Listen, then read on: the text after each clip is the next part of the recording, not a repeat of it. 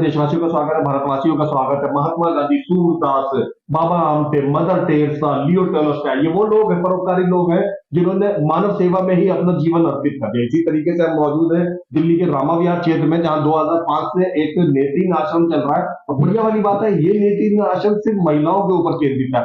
हमारे आधी आबादी आज भी भारत के अंदर परेशानियों, पुरानी उलझनों से और पुरानी परंपराओं से जूझ रही है। ऐसे में नेत्रहीन होना तो वाकई बड़ा एक दुविधापूर्ण, एक जटिल मुसीबत होती है। इस मुसीबत में ऐसी महिलाओं की मदद करने के लिए रमेश जी ने यहाँ पर एक आश्रम खोला हुआ है। आइए इन्हीं से बात करते हैं। रमेश जी, चैनल में आपका बहुत बहुत स्वागत है। सबसे पहले दर्शकों को अपने विषय में बताइए। देखिए, मेरा नाम रमेश प्रसाद सिंह है जी, और मैं जहाँ पे अभी बातचीत कर रहे हैं भारत में, उसका जनरल सेक्रेटरी हूँ। जी, संस्था का नाम है भारतीय नेत्रहीन कल्याण परिषद, रमा विहार। जी, यह संस्था फरवरी 1996 में रजिस्टर्ड हुई थी। जी, उसके बाद हमने लगातार दृष्टिबाधितों के सामाजिक, साहित्यिक, आर्थिक, सांस्कृतिक एवं शैक्षणिक पुनर्वास के लिए सतत प्रयत्नशील रहा है। हम लगातार इनके दृष्टिबाधितों का कैसे कल्याण हो सकता है, उसके लिए अवेयरनेस कैंप लगाने का कार्य किया, हेल्थ कैंप लगाने का कार्य किया, और कई बार हमने जो इस आवश्यक सामग्री होती है पढ़ने लिखने की, उसका भी हमने वितरण करवाया। साथ ही जब कभी इन लड़कियों को, चूंकि आप जहां बैठे हुए हैं ये विशेष रूप से दृष्टिबाधित छात्राओं हेतु छात्रावास है। यहाँ पर रहने वाली छात्राएं दिल्ली विश्वविद्यालय के विभिन्न महाविद्यालयों में अध्ययन करती है। यहाँ से वो कई लड़कियां Miranda House, Daulat Ram, IP college, Lakshmi Bai college, इन सभी महाविद्यालयों में पढ़ने के लिए जाती है। ग्रेजुएशन के विभिन्न BA first year, second year, third year, MA first year, second year, BEd, इन्हीं सभी कोर्स के लिए यहाँ पे सारी लड़कियां रहती है। साथ ही इन सभी छात्राओं के हायर एजुकेशन में आज का जमाना मॉडर्न टेक्नोलॉजी का है, इसलिए यहाँ पे हमने कंप्यूटर लैब भी एक बना रखा है। कंप्यूटर लैब में छात्राएं जो कॉम्पिटिटिव एग्जाम है, कॉम्पिटिटिव एग्जाम में आजकल ऑनलाइन काफी मटेरियल मिलता है, तो ट्रेनिंग से, कंप्यूटर प्रशिक्षण से ऑनलाइन ट्रेनिंग की फैसिलिटी मिल जाती है और ये बच्चे ऑनलाइन काफी कोर्स की मटेरियल को सुनते हैं और सुन करके कॉम्पिटिटिव एग्जाम की तैयारी करते हैं। और भारत सरकार, दिल्ली सरकार तथा अन्य स्टेट की सरकार जो भी रिक्रूटमेंट होती है, उन सभी रिक्रूटमेंट में अप्लाई करती है, तो उसके बाद तैयारी करती है और जॉब में जाती है। आप सबों को बताते हुए काफी हमें प्रसन्नता हो रही है कि इस वर्ष इस छात्रावास की 16 छात्राएं सरकारी सेवा में अपने आप को हासिल की, सरकारी सेवा में गवर्नमेंट जॉब लग गई है। अच्छा, हाँ, जिसमें रेलवे, भारत सरकार के रेलवे मंत्रालय में, भारत सरकार के गृह मंत्रालय में तथा अन्य मंत्रालय में, साथ ही बैंकिंग सेवा में तथा टीचिंग जॉब में, इन सभी स्थल पर इन छात्राओं का चयन हुआ और वो सरकारी सेवा में जा चुकी हैं। और ये लड़कियां 16 की 16 इसी आश्रम के अंदर रहती थी? इसी छात्रावास में रहती थी। यहीं से अध्ययन किया और यहीं से प्रतियोगिता की तैयारी की और उसके बाद परीक्षा में उत्तीर्णता हासिल कर उस ज्वाइन की है। तो ये हमें बहुत प्रसन्नता हो रही है। ये जो कंप्यूटर लैब है उसमें हमारे दिनेश गुप्ता जी हैं, इंडो केमिकल के चेयरमैन। अच्छा। उनके सहयोग से चल रहा है, तो उनको भी हम बहुत बहुत धन्यवाद देते हैं। तो ये जो हमारा एक छोटा सा प्रयास है कि हम ये चाहते हैं कि इनका सोशल इंक्लूजन हो, और सोशल इंक्लूजन के लिए आर्थिक मजबूती अनिवार्य है।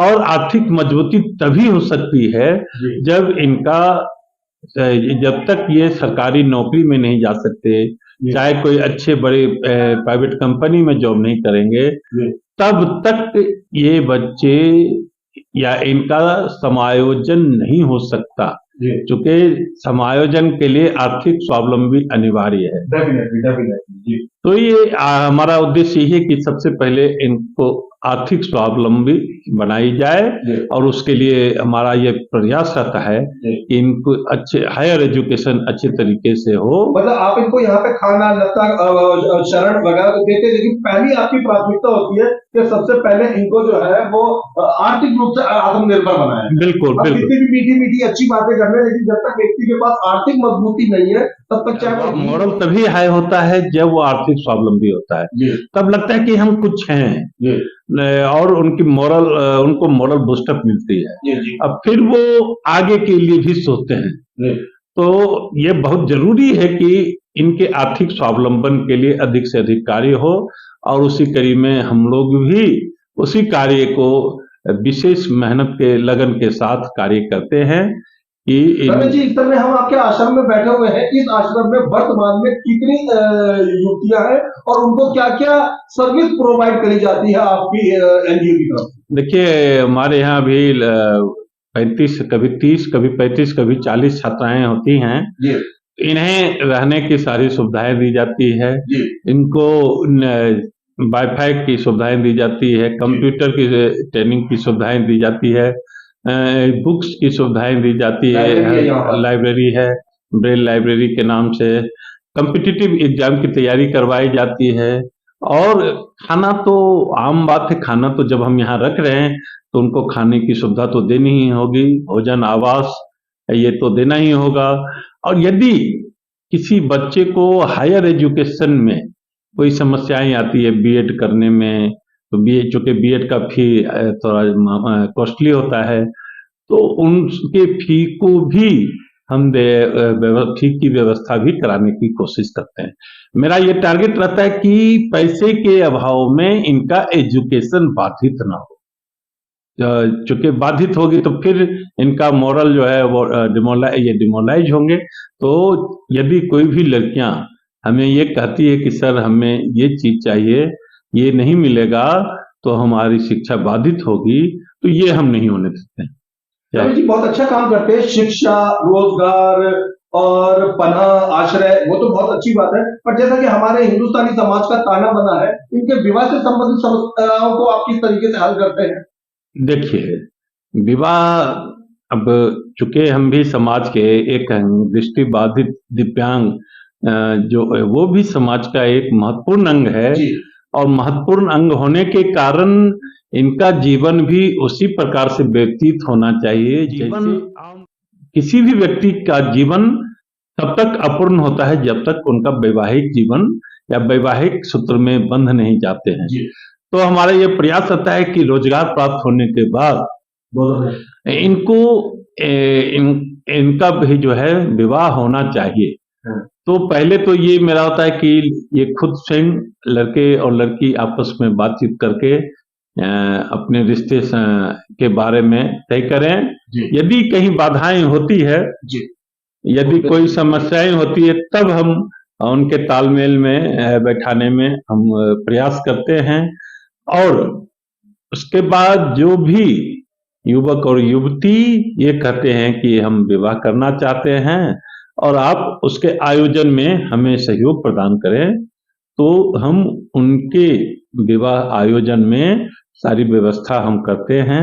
और संस्था क्या आपकी नेत्रीन कन्या सामूहिक विवाह समारोह भी आयोजित करती है? बिल्कुल, अभी 19 फरवरी को भी हमने किया था। वर्ष में 1 या 2 बार जरूर करते हैं और इसमें हमें काफी लोगों का सहयोग मिलता है।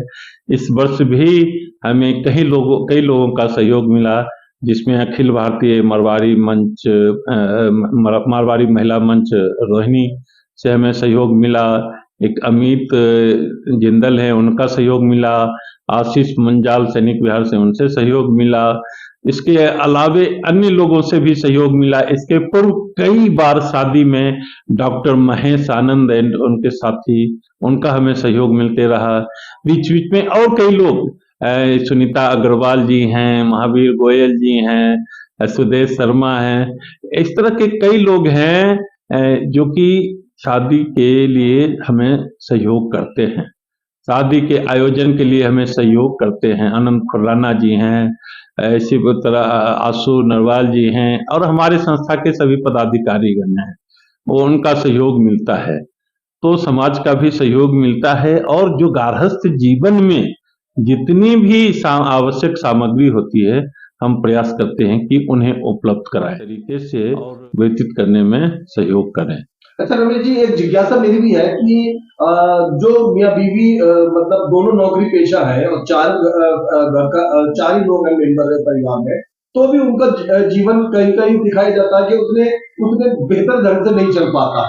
इसी तरीके से अगर हम बात करें तो अगर किसी के घर में 35 मेहमान अचानक आ जाए खाने के लिए तो उसको भी जो है मैनेज करने में कठिनाई आती है। आप इतना बड़ा आश्रम संचालित कर रहे हैं, बिजली का बिल, 35 महिलाएं, रोज का 3 वक्त का खाना, ये सब वगैरह कैसे मैनेज कर पाते हैं आप? देखिए, अभी 19 जो फरवरी को शादी हुई थी, जी 30, 35, 40, 50 नहीं, 100 नहीं, 400 लोग यहाँ आए थे अच्छा, और 400 लोगों के खाना की व्यवस्था की थी।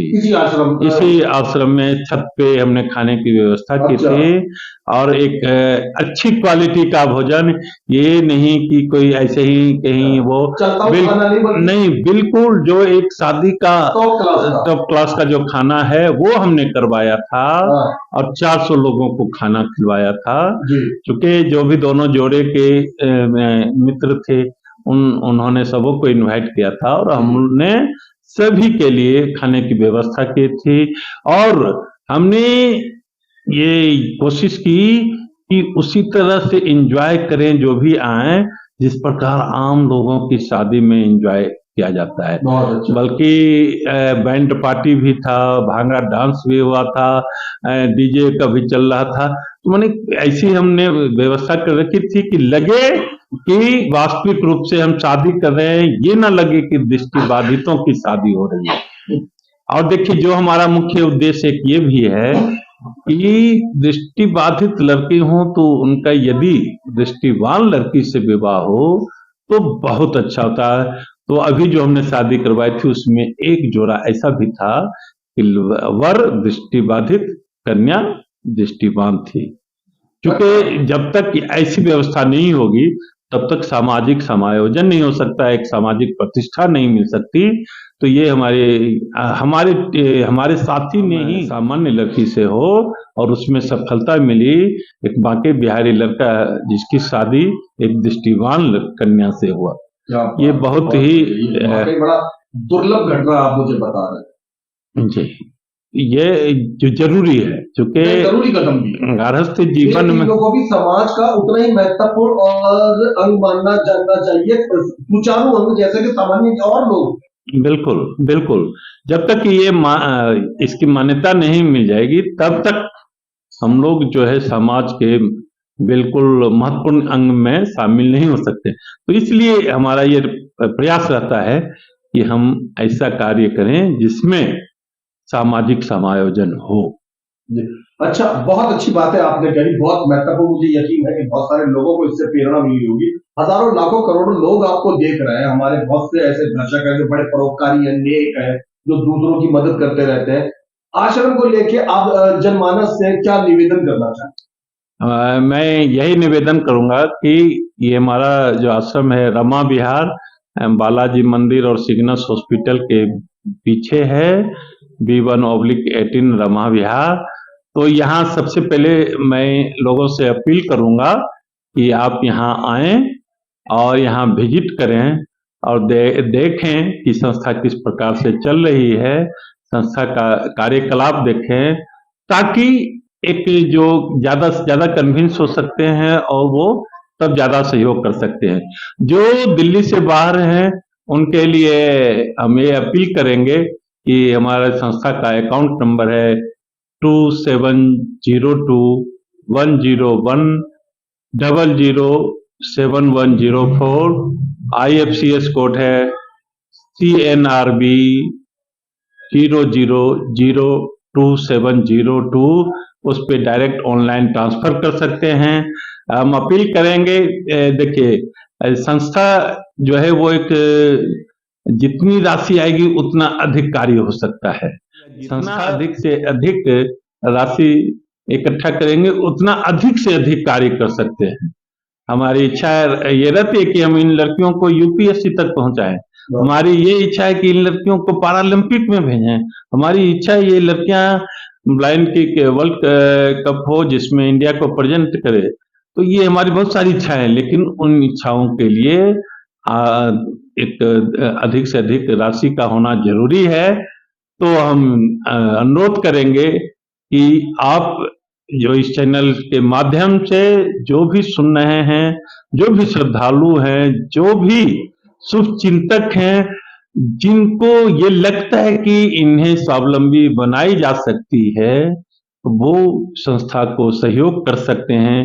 जो हमने अकाउंट नंबर भेजा उस पर डायरेक्ट ट्रांसफर करके और सबसे पहले तो मेरा अपील यही रहेगा कि संस्था में विजिट करें, तो अति उत्तम होगा कि विजिट करके उसके बाद वो सेटिस्फाइड हों, उसके बाद जो सहयोग करना हो वो कर सकते हैं। तो यहाँ पे चूंकि यहाँ पे बहुत सारी चीज़ों की आवश्यकताएं होती है।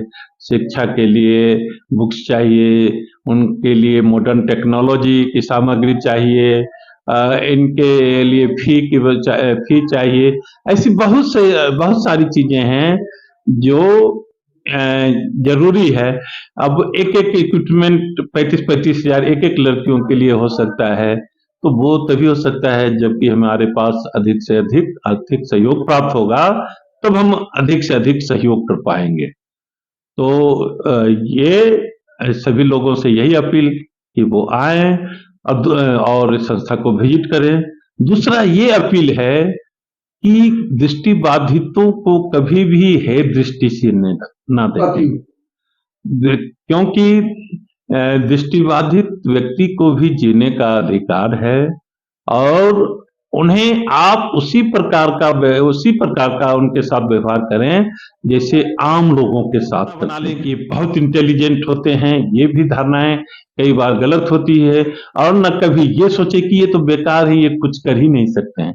बिल्कुल एक सामान्य जिस प्रकार से आम लोगों के बारे में सोचते हैं उसी प्रकार से दृष्टिबाधित व्यक्तियों के बारे में भी आम लोगों की तरह ही धारणा रखें और केवल क्या कहते हैं ये दिव्यांगता जो है दुर्घटना है, अभिशाप नहीं। उन्हें थोड़ी सी आप सहयोग करेंगे तो कितने दृष्टिबाधितों का जीवन संभल सकता है। तो आवश्यकता है कि आप आगे बढ़ें और आगे बढ़कर इनको थोड़ा सा सहयोग कर दें तो वो सहयोग बहुत बड़ी सफलता दिला सकती है। ये मेरा विचार है। ये मेरी सोच है कि थोड़ी थोड़ी सहयोग बहुत बड़ी सफलताएं दिला सकती है।